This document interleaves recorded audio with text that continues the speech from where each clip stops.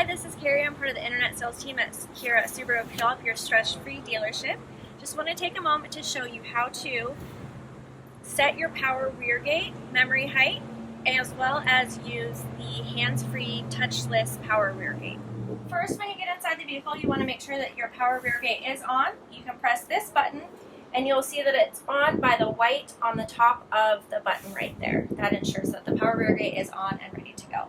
Once your power rear gate memory is ready to go, you're going to hit this button right down here, which will open the power rear gate, and you'll press it at the stopping height of your desire.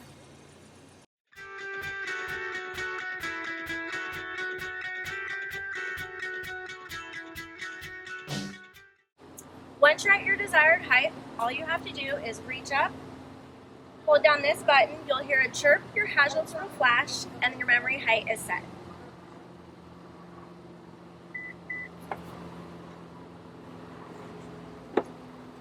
Once your rear gate is shut, to use the hands-free power rear gate, all you have to do is make sure the key fob is on you, slowly wave your hand or arm past the emblem on the trunk, and it opens right like that. Another great feature of the power rear gate is the locking feature.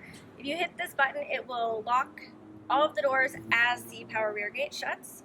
For this and any other information, visit our YouTube channel or visit us at 720 River Road.